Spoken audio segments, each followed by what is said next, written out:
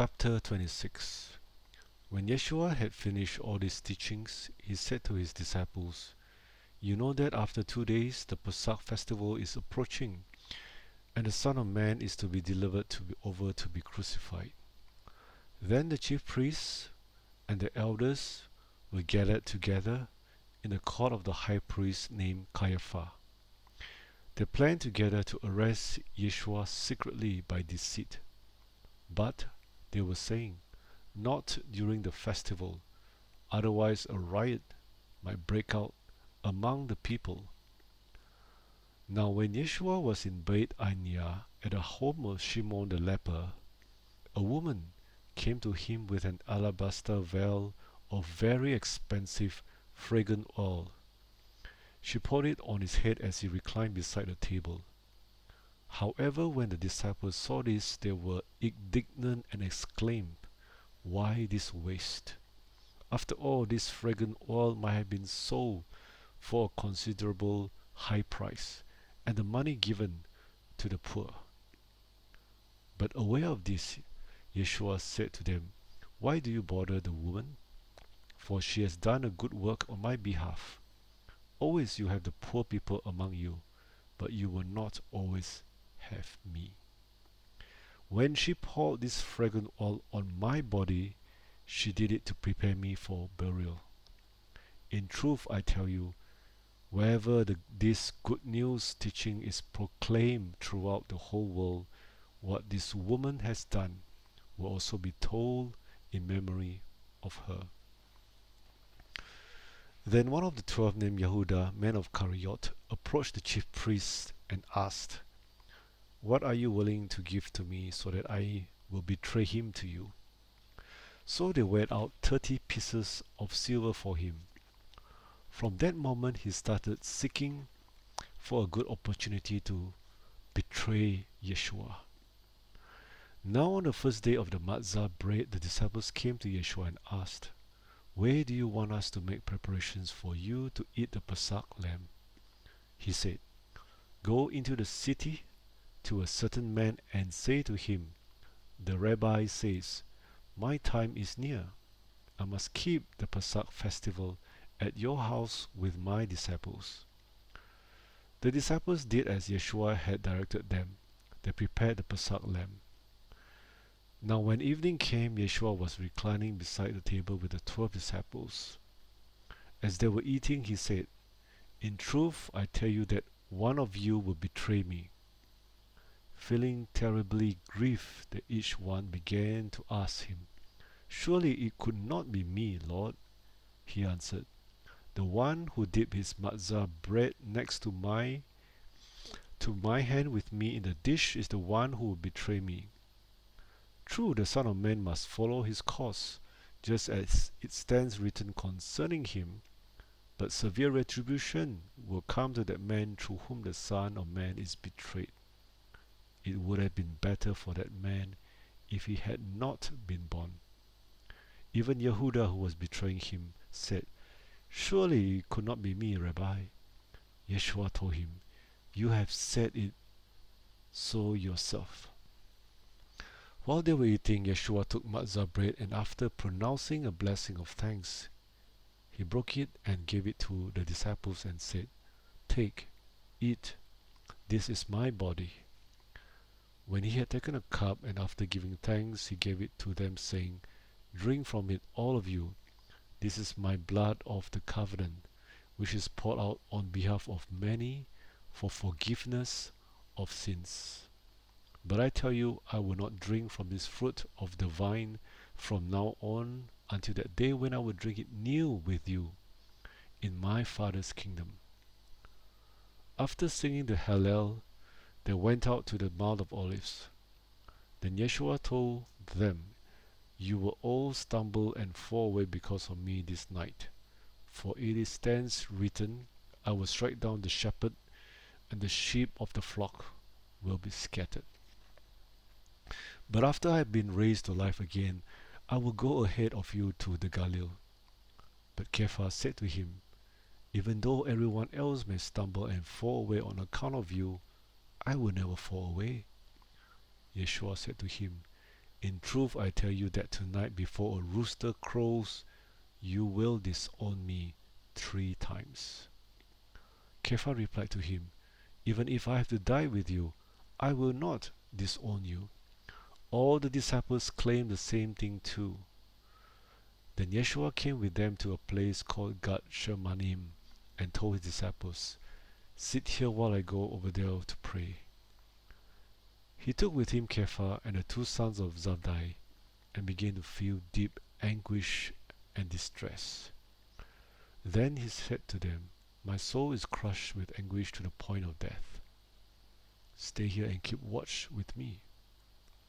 He went a little further away, fell prostrate on his face and prayed, saying, my Father, if it is at all possible, let this cup be taken away from me. Nonetheless, not as I want, but according to your will. When he came back to his disciples, he found them sleeping. Then he said to Kepha, so you did not have the strength to stay awake with me for 1 hour? Keep watching and praying so that you may not enter into temptation. Certainly the spirit is willing, but the body is weak. He went away again a second time and prayed, saying, my Father, if it is impossible for this cup to be taken away unless I drink it, then let your will be done. Again he came and found them sleeping because their eyes were heavy. He left them again, went away, and prayed a 3rd time, once more using the same words. Then he came to the disciples and said to them, are you still sleeping and resting? Look, the hour has come, and the Son of Man is being betrayed into the hands of sinners. Wake up, let us be going. See now, the one who betrays me has arrived. While he was still speaking, suddenly Yehuda, one of the 12, came up, accompanied by a large crowd armed with swords and clubs, sent by the chief priests and elders of the people. Now the one who was betraying him gave them a signal, saying, the one whom I kiss is the man, arrest him. Immediately Yehuda went straight over to Yeshua and said, Shalom to you, Rabbi, and kissed him. Yeshua said to him, friend, do what you have come to do. Then they came, laid hands on Yeshua, and arrested him. With that, suddenly one of those who was with Yeshua reached forth and pulled out his sword. He slashed at the slave of the high priest and cut off his ear. Then Yeshua told him, put your sword back into its sheath, because all those who take up the sword shall die by the sword.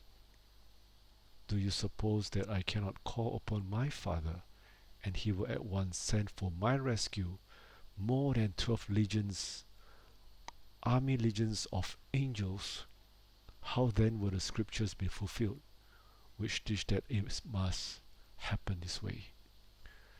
At that time Yeshua said to the crowds, why have you come out with swords and clubs to capture me like you would against a robber? Day after day I have been sitting in the temple teaching, and you did not arrest me. But all this has happened in order to fulfill the writings of the prophets.